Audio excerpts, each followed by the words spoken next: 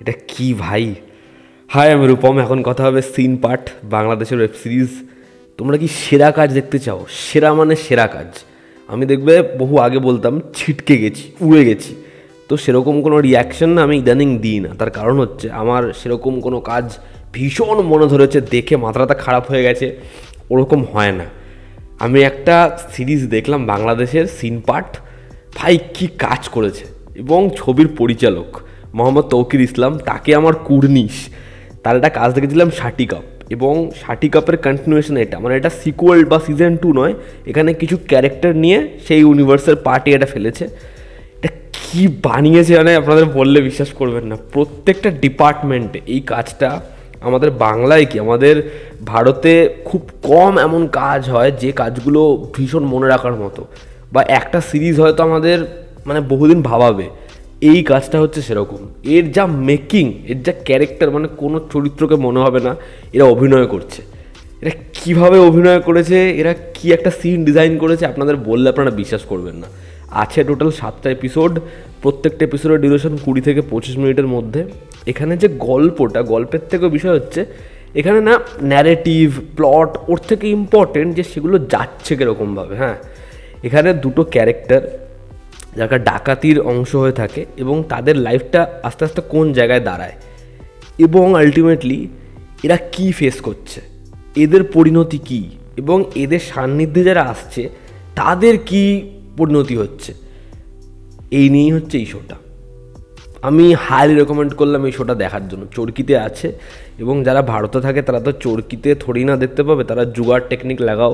আমাকে তো একজন সহৃদয়বান ব্যক্তি ব্যবস্থা করে দিয়েছেন আর কি। আরে এটা একটা ব্যাপক সিরিজ, ব্যাপক। এর প্রথম যেটা পজিটিভ দিক সেটা হচ্ছে এর মেকিং। যিনি সিনেমাটোগ্রাফার তাকেও আমার কুর্নিশ, ভাই কি সিনেমাটোগ্রাফি করেছে। একটা পোর্শন রয়েছে যে এখানে ফাজুর যে ক্যারেক্টার, সে না একটা বাড়িতে ঢোকে, এবার দেখবে সে বাড়ির মধ্যে ঢুকে যায়, ক্যামেরাটাও ঠিক অপারেট করতে করতে ভেতরে ঢুকে যায় পাঁচিল টপকে। এরকম একটা শট দেখেছিলাম আমি এক্সট্র্যাকশানে, যে গাড়ির দরজা না খুলে জানলা দিয়ে ঢুকে যায়, ক্যামেরাও ঢুকে যায়। মানে কি মেকিং, ব্যাপক। যেরকমভাবে হ্যান্ডহেল শটগুলো নেওয়া, একটা ক্যারেক্টার সে একটা জায়গাতে আসছে, সেই ক্যারেক্টারটাকে পাওয়ারফুল দেখানো। তুই প্রত্যেকবার দেখবে সেই শটগুলো একটু এমনভাবে নেওয়া যে সেখানে চরিত্রটার যে পজিশনটা সেটা খুব স্টেবল নয়, সেটার মধ্যে জার্ক রয়েছে, এটাকে বহন করেছে। এই চরিত্রটাকে লো অ্যাঙ্গেল থেকে নেওয়া হয়েছে, একে সবসময় বড় দেখানো হচ্ছে। রাতের দৃশ্য, ওরকম স্মোক, ওরকম শীতের রাত, ওরকমভাবে যখন যাচ্ছে তারা একটা গাড়ি ধরছে, গাড়ি থেকে চাবি বের করে ফেলে দিচ্ছে। একজন ঠিক করে এপার থেকে টোটোর একজনের ব্যাগ নিয়ে পালাবে, আরেকজন ওপার থেকে ব্যাগ নিয়ে পালাবে। যখন ধাক্কাটা মারে, মানে ক্যামেরা যেন জার্ক খেলো, মানে ক্যামেরা যেন ওখানে পরিচালকের চোখ না, অডিয়েন্সের চোখ। তো এরকম সিনেম্যাটিক ট্রিটমেন্ট, একদম ক্লাইম্যাক্সের যে সিকোয়েন্সটা, ওখানে যেরকমভাবে ধস্তাধস্তি হবে, ওখানে দুটো জায়গাকে যেরকমভাবে মার্চ করেছে। তো সিনেম্যাটিক ট্রিটমেন্ট অন্য লেভেলেই, ক্যামেরার কাজ, লাইটিং অসাধারণ, অসাধারণ। সেকেন্ড হচ্ছে এখানে পারফর্মাররা। এখানে যে দুজন লিড ফাটিয়ে কাজ করেছে, তারা অভিনয় করেইনি। মনে হবে যেন আমাদের খুব জানা, আমরা বহু হেডলাইন এমন দেখে থাকি, সেরকম দুটো ক্যারেক্টার যাদের হয়তো ডকুমেন্টারি আমরা দেখছি। কী পারফরম্যান্স দিয়েছে! যখন ছেলেটা কাঁদবে না, আমি ভাবছি ভাই ও কী করেছে। দুটো জায়গা রয়েছে, এক জায়গায় একটি মহিলার বাড়িতে যাবে তার বাড়ি থেকে টাকা পয়সা বের করার জন্য, সেই মহিলাটার সংলাপ খালি শুনো, এবং সেই মহিলাটা যেরকম ওদের সাথে ধস্তাধস্তি করবে। মানে আমার মনে হয় ওরা কি মানে রিয়েল ক্যারেক্টার দিয়ে নিয়ে কাজ করেছে, ক্যামেরা বসিয়ে দিয়েছে। কারণ কোনো জায়গায় যেরকম গ্যাংস অফ ওয়াসিফপুরে মনে হয় না যে কোনো সিকোয়েন্স ক্রিয়েট করা হয়েছে, এখানেও মনে হয় না। মনে হয় যেন পুরোটাই ওরা প্রদীপ্ত ভট্টাচার্যের মতো এতেই বিশ্বাসী যে সিকোয়েন্স তৈরি হবে, আমাদের কিছু প্রি প্ল্যান নেই, সব তৈরি হয়ে যাবে। সেরকমই যেন প্রত্যেকের পারফরমেন্স। এখানে দুজন লিড, আমি তাদের নাম জানি না, এটা আমার দুর্ভাগ্য, দুজন দুর্ধর্ষ কাজ করেছে, দুর্ধর্ষ কাজ করেছে। তারা দুজন এখানে মেন লিড। যে মহিলা যিনি ওই আপাত চরিত্র অভিনয় করেন, যিনি ওই নেশার জিনিস বানান, তাকে আমার ব্যাপক লেগেছে, দারুণ। মানে শেষের পোর্শনে ফাটাফাটি। যে এখানে রিপোর্টারের চরিত্র অভিনয় করেছে, খুব ভালো। তোমরা তাকে দেখলেই বুঝতে পারবে কিসের কানেকশন। খুব খুব ভালো কাজ করেছে তিনি। তো পারফরমেন্স ওয়াইজ প্রত্যেকে নিজের জায়গায় দারুণ, দারুণ। এবং আরও একটা জায়গা যখন হচ্ছে একজনের বাড়িতে যাবে এবং তিনি বলবে আমার ছেলে ঘুমাচ্ছে, আস্তে কথা বল। আপনারা খালি তার জায়গা দেখবেন, মানে মনেই হবে না কেউ এখানে পারফরমেন্স দিয়েছে। এবং তারা না কোনো জায়গায় বাড়তি ব্যাকগ্রাউন্ড স্কোর ব্যবহার করেনি, এতই সাটল, শুধুমাত্র সেখানে হালকা ফলি এবং ওই অ্যাম্বিয়েন্সটা আসছে, এছাড়া ব্যবহারই করেনি। খুব সামান্য জায়গায় ব্যাকগ্রাউন্ড স্কোর ব্যবহার করা হয়েছে। তো সাউন্ডের কাজ, ওই যে যখন জাম্প হচ্ছে পুরো কাট্টুর সাথে সাথে একদম বদল, জায়গা বদল, কি ট্রিটমেন্ট ভাই!